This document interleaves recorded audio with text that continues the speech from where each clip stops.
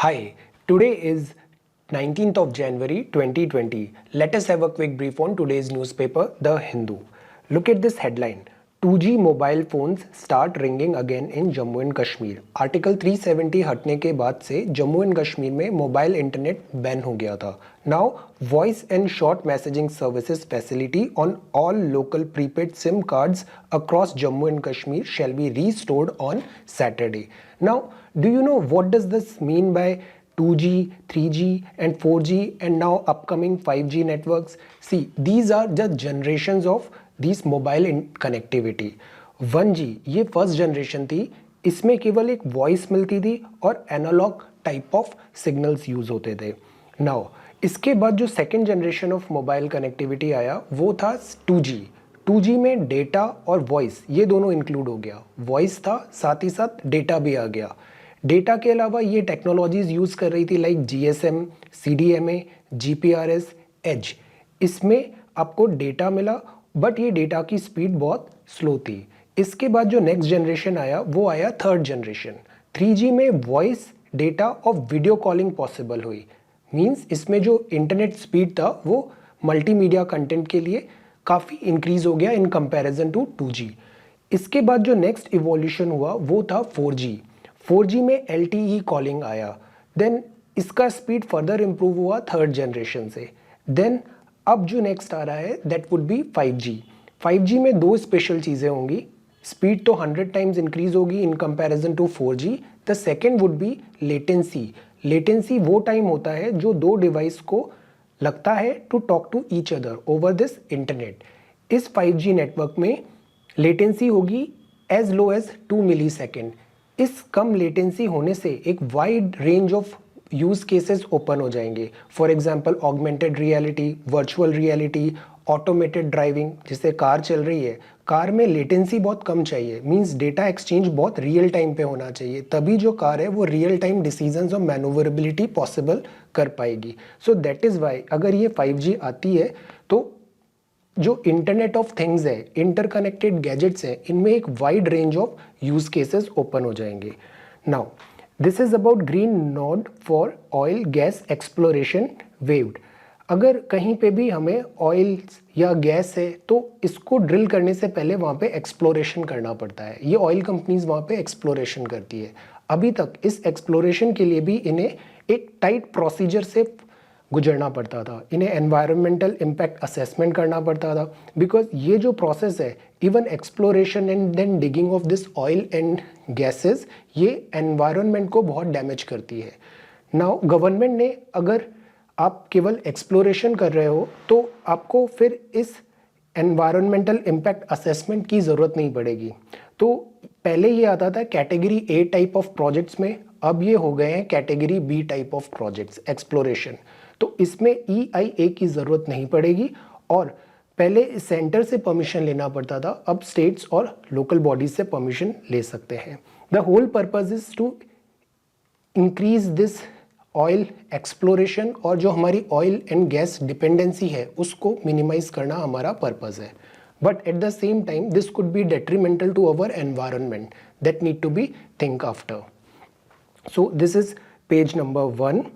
Now this is page number 2, this is page number 3 and this is page number 4. look at this picture. ये BSF है, ये BSF के camels हैं. ये practice कर रहे हैं 71st रिपब्लिक डे परेड के लिए. ये 71st रिपब्लिक डे परेड 26 जनवरी में होने वाली है. हमारा जो कॉन्स्टिट्यूशन था वो पहले 1935 का जो ब्रिटिश कॉन्स्टिट्यूशन था, गवर्नमेंट ऑफ इंडिया एक्ट, हम उसको फॉलो कर रहे थे इवन आफ्टर गेटिंग इंडिपेंडेंस. इसके बाद 2 साल 11 महीने 17 दिन इतने टाइम पे काम करने के बाद हमारी कॉन्स्टिट्यूएंट असेंबली ने हमारा खुद का कॉन्स्टिट्यूशन बनाया और ये कॉन्स्टिट्यूशन हमने अडॉप्ट किया 26 जनवरी 1950 को. और इसके बाद हम बने रिपब्लिक ऑफ इंडिया. तो उसको कोमेमोरेट करने के लिए हम हर साल 26 जनवरी को ये परेड करते हैं. राजपथ में होती है. ये मिलिट्री परेड भी है और ये कल्चरल परेड भी है. सो this is page number 4. This is page number 5. Biodiversity का मीनिंग क्या होता है? वैरायटी. हमारे जो फॉरेस्ट है, फॉरेस्ट में बायोडाइवर्सिटी होना इम्पॉर्टेंट है, बिकॉज अभी हमने एक आर्टिकल देखा था 2-3 दिन पहले, अगर बायोडाइवर्सिटी ज़्यादा होती है तो फॉरेस्ट का ग्रीन कार्बन कैप्चर भी ज़्यादा होता है। But over the period of time हमने ये देखा है, हमने फॉरेस्ट तो मेंटेन किए बट वो फॉरेस्ट का जो टाइप है, कैटेगरी है, वो चेंज हो गया। फॉर एग्जाम्पल जैसे मोनोकल्चर होने लग जाता है, टिम्बर ट्रीज हैं, साल, टीक, इनका इकोनॉमिक वैल्यू बहुत ज़्यादा है। तो ब्रिटिशर्स ने और इवन उसके बाद हमारी गवर्नमेंट ने भी ये पॉलिसी अडॉप्ट किया कि हम फोकस कर रहे थे केवल सेलेक्ट फ्यू ट्रीज पे, और इससे हमारा अ टाइप ऑफ मोनोकल्चर हो गया, और जो एंडेमिक और जो डिफरेंट स्पीशीज होती हैं ट्रीज की, वो साइडलाइन होने लग गई। Now Madhya Pradesh focuses on reviving threatened tree species. तो अब ये पॉलिसी चेंज कर रहे हैं, ये बायोडाइवर्सिटी पे ध्यान देंगे, because biodiversity support livelihoods and combat climate change. ये जो ब्रिटिश एरा पॉलिसी थी to focus on high value timber to indigenous people species, इसको हम अब चेंज कर रहे हैं। तो मध्य प्रदेश में लार्जेस्ट फॉरेस्ट एरिया कवर है इन एंटायर कंट्री। अब जो लोकल सिचुएशंस होगी, तो ये जो लोकल स्पीशीज होंगी, इसको हम 10% इनके लिए रिजर्व रखेंगे। At least 10% of all plantation in the state will have the species under thread. This is a welcome step forward. Now page number 6, this is page number 6, this is page number 7, this is page number 8, and this is page number 9. Regulator flags 49 drug samples as not of standard quality. Know this organization, इसका नाम है CDSCO, central drugs standard control organisation. ये एक monitoring agency है, regulating body है, जो जितनी भी ड्रग्स मीन्स मेडिसिन, इनकी क्वालिटी, इनकी सप्लाई, इन सबको ये रेगुलेट और मॉनिटर करती है। तो इसने देखा है कि 49 ड्रग सैंपल्स हैं, वो स्टैंडर्ड क्वालिटी की नहीं है। वो ड्रग्स में जो एसेंशियल इंग्रेडिएंट्स होने चाहिए, प्रिंसिपल की मेडिसिन हैं, वो मिसिंग है। Now look at this news headline, 2 men trampled to death by elephant in Odisha village. ये एलिफेंट है, ये इंडियन एलिफेंट है। एक और स्पीशीज है, वो होते हैं अफ्रीकन एलिफेंट। इंडिया में इंडियन एलिफेंट मिलते हैं। इंडियन एलिफेंट का जो ये हेड है ना, ये ऐसा होता है, और जो अफ्रीकन एलिफेंट होते हैं वो इस टाइप के होते हैं। African elephant are bigger. African elephant में मेल फीमेल दोनों की टस्क होती है, इंडियन एलिफेंट में केवल मेल की टस्क होती है। नाउ इंडिया में एलिफेंट्स हैं, ये एंडेंजर्ड स्पीशीज़ है IUCN की लिस्ट के अकॉर्डिंग। इनके साथ प्रॉब्लम ये हो रहा है कि इनकी हैबिटेट श्रिंक हो रही है। क्यों श्रिंक हो रही है? बिकॉज ह्यूमन पॉपुलेशन इंक्रीज हो रही है, और इनके जो कॉरिडोर्स होते हैं, because they are a big animals, इनको बहुत लंबा एरिया चाहिए, बड़ा एरिया चाहिए घूमने के लिए। अब इनके कॉरिडोर्स क्या हो रहे हैं? फ्रेगमेंट हो जाते हैं। मीन्स ये कॉरिडोर अलग हो गया, ये कॉरिडोर अलग हो गया, और बीच से रोड निकल गई या रेलवे ट्रैक निकल गया। अब ये इधर उधर मूव करेंगे तो ये रोड के कांटेक्ट में आएंगे और एक्सीडेंट्स हो जाएंगे। अगर यहाँ ह्यूमन सेटलमेंट हो गया तो मैन एनिमल कॉन्फ्लिक्ट हो जाएगा। So this is a big problem we are facing. Man animal conflict is on rise. So page number 9, this is page number 10.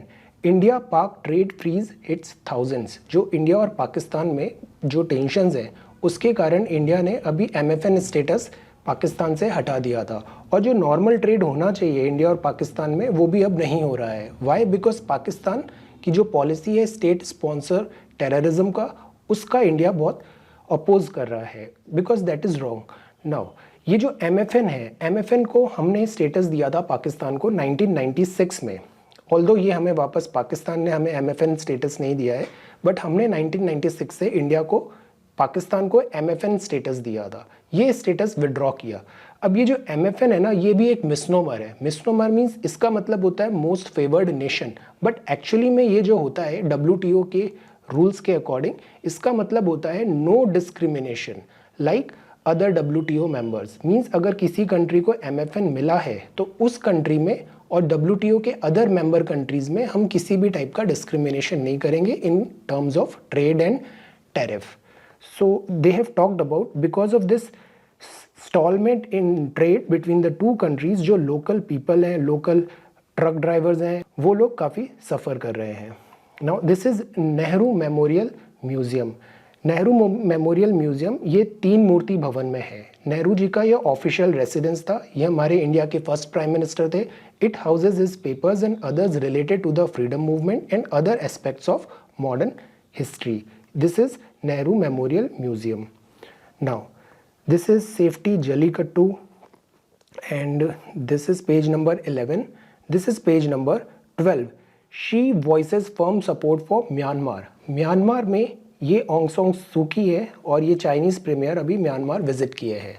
Myanmar के साथ प्रॉब्लम ये आ रहा था कि यहाँ पे एक रखाइन स्टेट है जहाँ पर म्यांमार के ऊपर चार्जेस लगे हैं कि इसने मास स्केल में जीनोसाइड किया है वहाँ पे रखाइन स्टेट के मुस्लिम्स का। इनको स्टेटलेस एंटिटीज़ डिक्लेयर कर दिया था। बट यहाँ पे चाइनीज़ प्रीमियर ने कहा है कि they will support Myanmar, and the reason is यहाँ पे चाइना का काफ़ी इन्वेस्टमेंट है। See, China wants to enter into Indian Ocean, और इंडियन ओशन में आने के लिए इसके पास दो रास्ते होते हैं, या तो ये पाकिस्तान के थ्रू आए जो इसने सी पैक कॉरिडोर बनाया है। अब वो जो दूसरा रास्ता बनाना चाहता है वो बनाना चाहता है म्यांमार होते हुए। तो म्यांमार होते हुए China could come to bay of Bengal, and this is what China is planning. China Myanmar corridor, China Myanmar economic corridor, CPEC की तरह चाइना म्यांमार इकोनॉमिक कॉरिडोर, ये लॉन्ग अवेटेड गेटवे होगा to the Indian ocean. Now this is about corona virus, will read about it in next page. Iran to send back black boxes to Ukraine. ये जो black box होता है ना, ये भी misnomer होता है। मिसनोमर मीन्स, देखो इसका नाम है ब्लैक बॉक्स बट ये रेड कलर का है। इसमें flight data, flight related voices, cockpit voices, ये सारे डेटा एंड इंफॉर्मेशन स्टोर होती है। और जब प्लेन क्रैश होता है तो ये जो फ्लाइट रिकॉर्डर है, ब्लैक बॉक्स है, ये ऐसा डिज़ाइन होता है कि ये डिस्ट्रॉय नहीं होता। और इसकी स्टडी से हम एक्चुअली फाइंड आउट कर सकते हैं कि व्हाट एक्चुअली वेंट रॉन्ग, और डिटरमाइन कर सकते हैं कि ये क्रैश क्यों हुआ। Taliban science deal with US by month and. US Taliban Afghanistan से पुल आउट कर रहा है और इसलिए ये डील साइन कर रहा है वहाँ पे। This is a good news, this is a bad news. Rain douses fires across Australia. Australia में अभी बुश फायर्स हो रही थी, ये बुश फायर्स अब फाइनली सबसाइड हो रही है बिकॉज रेन्स आ गई है। अब जो दूसरी प्रॉब्लम आ रही है वो ये आ रही है कि इन हैवी रेन से फ्लड लाइक सिचुएशंस हो रही है। सो this is again an example कि जो नेचर है, वेदर है, क्लाइमेट है, ये एक्सट्रीमिटीज़ की तरफ जा रहा है, which is not a good sign for mankind. ये जो न्यू साउथ वेल्स है और क्वींसलैंड है, ये दोनों स्टेट्स हैं ऑस्ट्रेलिया के टुवर्ड्स ईस्ट। ईस्ट मतलब यहाँ पर है, ये ऑस्ट्रेलिया है। ये जो ईस्टर्न स्टेट्स हैं, यहाँ पर सबसे ज़्यादा बुश फायर्स हो रही थी, बट अब यहाँ पे रेन और थंडर स्टॉर्म्स भी आ गए हैं। This is koala, koala, kangaroo, ये दोनों एंडेमिक एनिमल्स हैं of Australia. So this is page number 12। This is page number 13। ये नेशनल गैस ग्रिड बनाने का प्लान है ऑल ओवर इंडिया। अभी जैसे नॉर्थ ईस्ट में न्यूज़ आया था ना गैस ग्रिड का, ऐसे हम all over India national gas grid बनाने वाले हैं। FTA टूल्स पर India EU trade. EU India का बहुत बड़ा ट्रेड पार्टनर है। EU मीन्स यूरोपियन यूनियन, इसमें यूरोप के कंट्रीज़ एक कलेक्टिवली यूनियन बना रखा है उन्होंने। इनके साथ हमने बात चल रहा है BTIA, bilateral trade and investment agreement. So ये रिंकेविक्स हैं, इन्होंने सजेस्ट किया है कि वी शुड स्पीड अप, इसको हमें आगे फर्दर इम्प्रूव करना चाहिए। शुगर आउटपुट फॉल हो रहा है।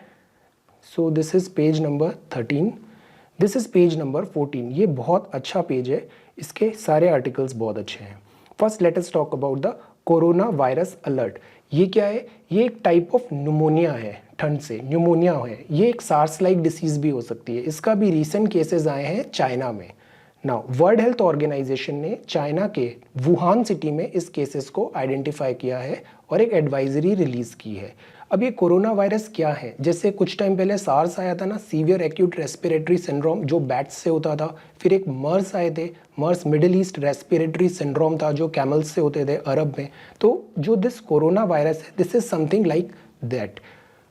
नाउ इसकी भी जीनोम सीक्वेंस डेटा अभी चाइना ने स्टडी किया है और शेयर किया है। नाउ जीनोम सीक्वेंस डेटा क्या होता है? फॉर एग्जांपल अभी कुछ दिन पहले हमने कोबरा का जीनोम सीक्वेंसिंग की थी। जीनोम सीक्वेंसिंग से ये होता है कि हम उसके एंटीडोट बना सकते हैं, उसके सारे DNA रिलेटेड जो चीज़ें हैं we have identified. Now we can actually diagnose that disease and find a suitable antidote and cure. Now how many have been infected? People have been infected.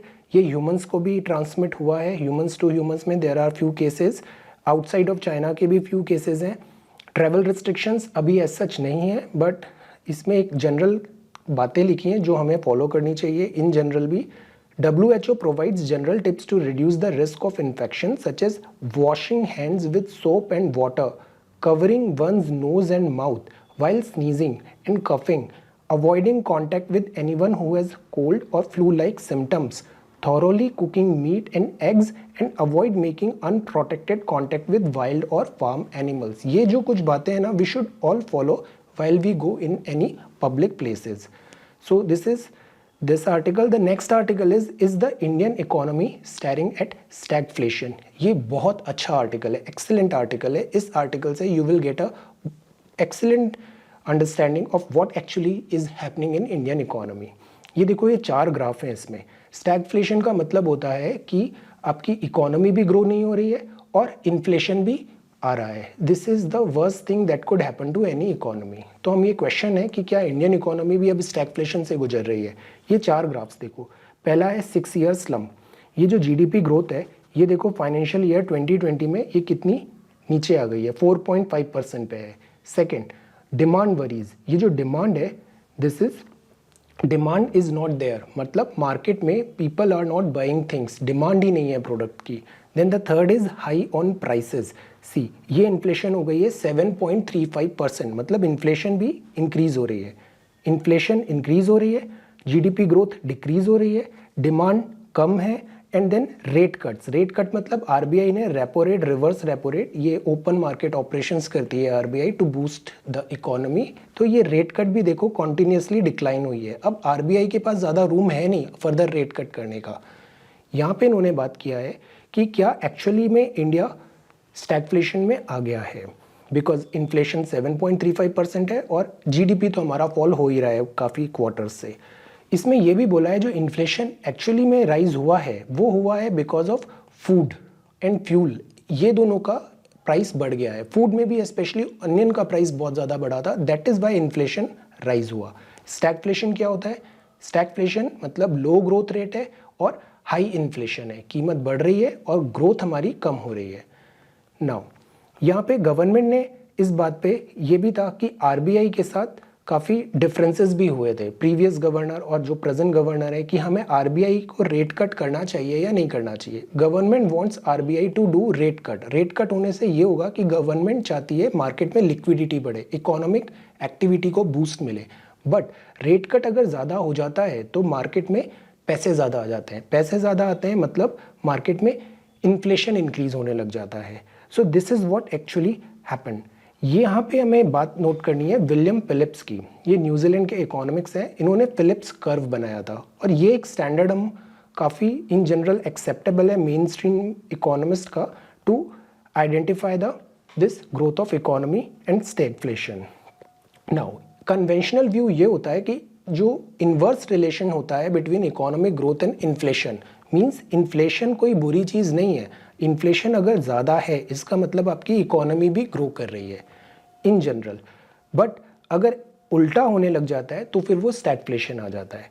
So that is why आप notice करोगे usually governments promote करती है inflation को. एक healthy inflation होना चाहिए. India में policy ये है 4 ± 2%, मतलब 4% ±2, मतलब 2 to 6% के अंदर अगर इन्फ्लेशन है then that is good for economy.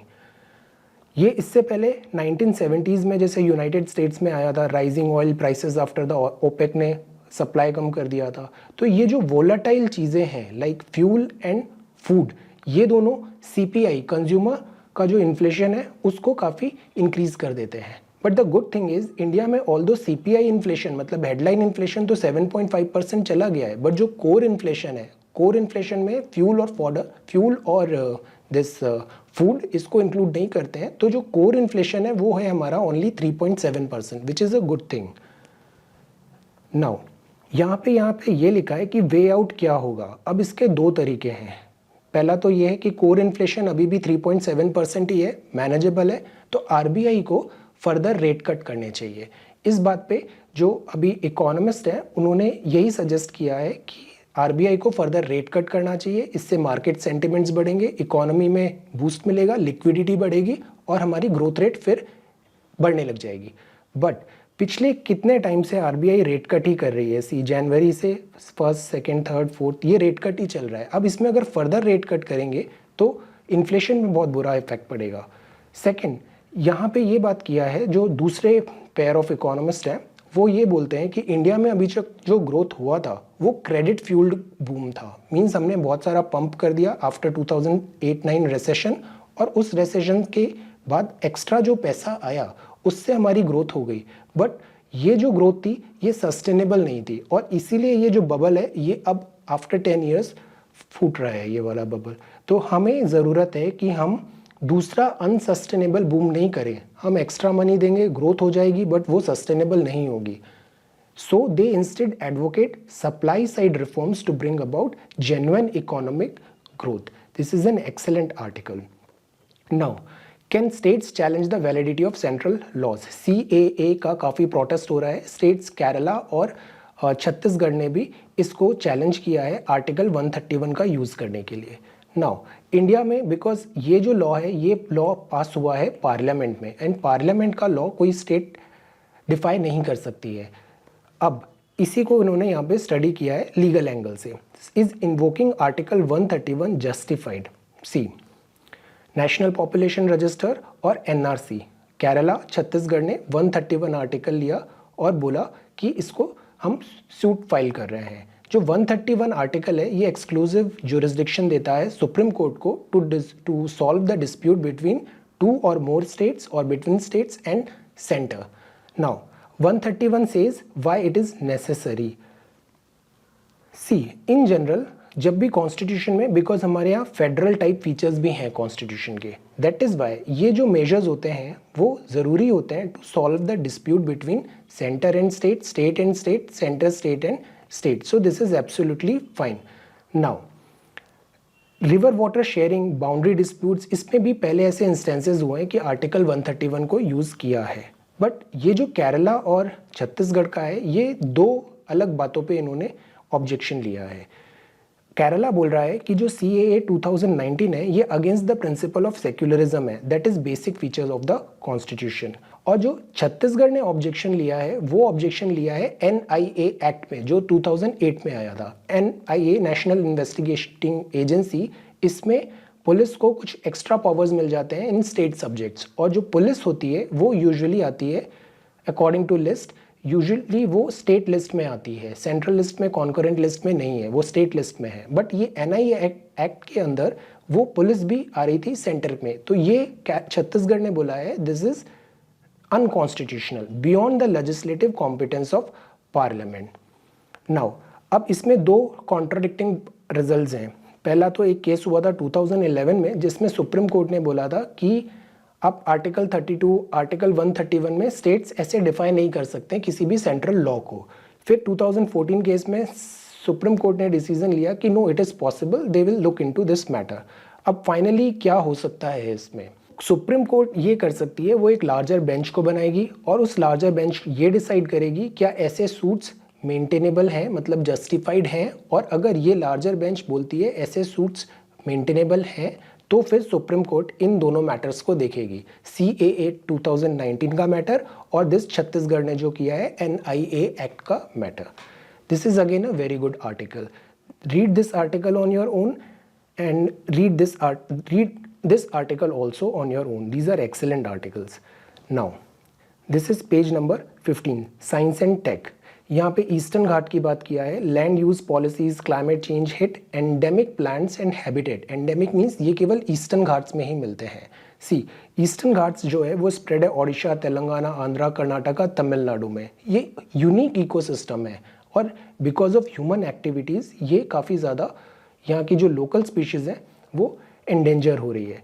सी, जो ईस्टर्न घाट है ये पैरेलल चलता है बे ऑफ बंगाल के, है ना। इसमें इरोडेड है ये काफ़ी ज़्यादा। वाई? बिकॉज यहाँ पे बहुत सारी रिवर्स अपना पानी ऐसे ड्रेन कर रही हैं, गोदावरी, महानदी, कृष्णा, कावेरी। तो ये जो ईस्टर्न घाट है ये एक कॉन्टिन्यूस नहीं है, ये इरोडेड है। इसकी हाइट भी कम है इन कंपैरिजन टू वेस्टर्न घाट। जिंदागढ़ा आंध्र प्रदेश में इसकी हाईएस्ट पीक है। ट्रॉपिकल मॉइस्ट यहाँ पे आपको क्लाइमेट मिलता है। डेसिडुअस रीजन है ये। Now this is about TB diagnostic test developed in India has high accuracy. ये ट्रूनेट एक टेस्ट इंडिया में डेवलप किया है। इससे TB का डायग्नोसिस बहुत ईजी हो गया है और ये बहुत एक्यूरेट भी है। डायग्नोसिस का मतलब होता है आइडेंटिफाई करना, और किसी भी डिसीज़ को अगर आपने टाइमली आइडेंटिफाई कर लिया मतलब वो डिसीज़ का ट्रीटमेंट बहुत 50% से ज़्यादा ईजी हो जाता है। This is about stray dogs, मतलब जो देसी डॉग्स होते हैं। हमारे जो देसी डॉग्स हैं ये इनकी इम्यूनिटी स्ट्रांग होती है, अडेप्टेशन ईजी होता है। हमें इस ब्रीड को एनकरेज करना चाहिए। जो ये फॉरेन की ब्रीड्स है ना, जैसे husky, German shepherds, they are naturally not adapted, not design to live in tropical climates. Like India का जो क्लाइमेट है उसके लिए नहीं है। They are design to live in cold climates. Now IIT Bombay ने हैवी मेटल्स रिमूव करने का एक एफिशिएंट टेक्निक निकाला है। हैवी मेटल मतलब आर्सेनिक, क्रोमियम, कैडमियम, मरकरी। इससे ये इन हैवी मेटल्स को प्यूरिफाई कर सकते हैं वाटर से। Now feather grew differently on dinosaurs. Dinosaurs जो थे ये रेप्टाइल्स थे, वर्टिब्रेट्स थे, ये मीजोजोइक एरा में थे। जो जियोलॉजिकल टाइम स्केल है उसमें ये मीजोजोइक एरा में थे। ट्रायसिक पीरियड, जुरासिक पीरियड, फिर ये एक दिन एक्सटिंक्ट हो गए। एक्सटिंक्ट होने का रीज़न है क्लाइमेट चेंज या फिर एक मीटियोर स्ट्राइक हुआ था मैक्सिको युकांटन में। इससे पूरे अर्थ में क्लाउड हो गया, कोल्ड हो गया, और डस्ट और इन सब के कारण ये dinosaurs all of a sudden they got extinct. Now ये हीट वेव इफेक्ट है। मर birds that washed away assure of Alaska heat waves के कारण। दिस इज वेपर्स मिले हैं मार्स में। This is red planet Mars. This is benefit of exercise. Exercise is good for everybody.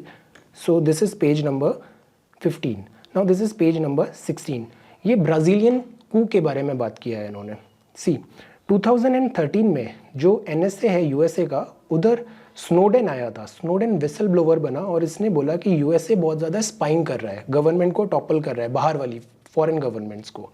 उस time पे फिर ब्राज़ील में बहुत ज़्यादा इस बात पे इशू आया ये बहुत बड़ा, और ये डिल्मा रूसेफ वहाँ की प्रेसिडेंट थी उस टाइम पे, और इनको फिर रिज़ाइन करना पड़ा। नया जो प्रेसिडेंट आए वो आए जायर बोल्सोनारो। जायर बोल्सोनारो अभी इंडिया में 26 जनवरी में हमारे चीफ गेस्ट भी होने वाले हैं।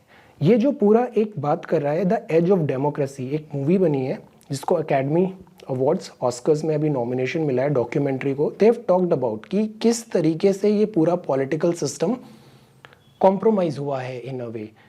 All of a sudden street में प्रोटेस्ट होने लग जाते हैं, वायलेंस होने लग जाती है, रूसेफ का इम्पीचमेंट हो जाता है, ऑल बिकॉज उसने एक स्ट्रॉन्ग स्टैंड लिया था because of this involvement of foreign agencies. So this is a take on that movie. And now this is the second one, using art to assert their neighborhood's identity.